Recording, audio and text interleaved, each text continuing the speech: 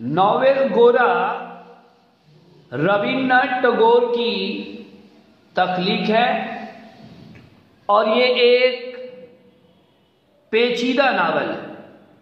اس novel کا مرکزی کردار گورا نامی ایک شخص ہے جسے اپنے ہندو ہونے پر بڑا ناز ہے اور وہ اپنے ہندو تہذیب کی بڑی تعظیم کرتا ہے، ہندو آدرشوں کا قائل ہے اور وہ دوسروں کو بھی ایسا ہی دیکھنا چاہتا ہے۔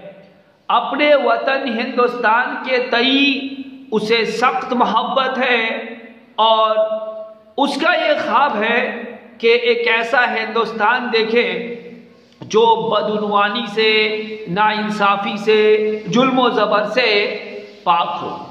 جبکہ گورا کا ایک دوست بینوئے بھی ہے جو ہندو سماج کی ناانصافیوں اور اندھی تقلیدوں سے پریشان ہو کر برہمو سماج میں شامل ہو جاتا ہے۔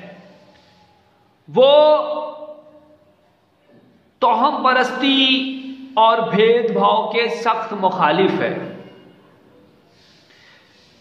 اس زمانے میں ہندوستان پر مغربیت کا بھی اثر رفتہ رفتہ چھاتا جا رہا تھا اور ہندوستانی نوجوان جو ہے مغربیت کے رنگ میں نہاتے جا رہے تھے، مگر ایسے ماحول میں بھی گورا خود کو ہندوستانی اصولوں کا پابند جان کر ہندوستانیت سے محبت کرتا تھا اور اسے اپنے ہندو ہونے پر ناز تھا۔ لیکن اس وقت اس کے حواس باختہ ہو جاتے ہیں جب اس پر یہ حقیقت واضح ہوتی ہے کہ وہ نہ ہی ہندوستانی ہے اور نہ ہی کسی ہندو ماں باپ کا بچہ، بلکہ وہ ایک انگریز کی اولاد ہے جس کی پرورش ہندو جوڑے نے ہندو سماج میں کی ہے۔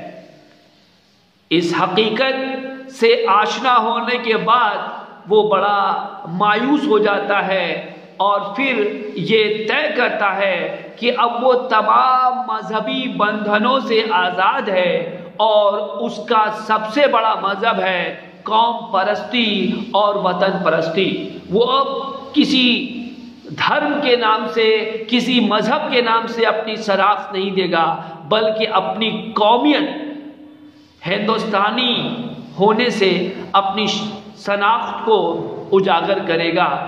تو اس ناول کے ذریعہ رابندرناتھ ٹیگور نے قوم پرستی کو، وطن سے محبت کو مذہب سے بھی اعلیٰ اور بالا قرار دیا۔ وطن سے محبت کا جذبہ، وطن کے تئیں اپنی محبت، لگاؤ بھی کسی عبادت سے کم نہیں۔ یعنی اس ناول سے انہوں نے ہندوستانیوں کو حب الوطنی اور وطن پرستی کے جذبے کو ابھارنے کی کوشش کی ہے اور انہیں قوم پرستی کا پیغام دیا ہے۔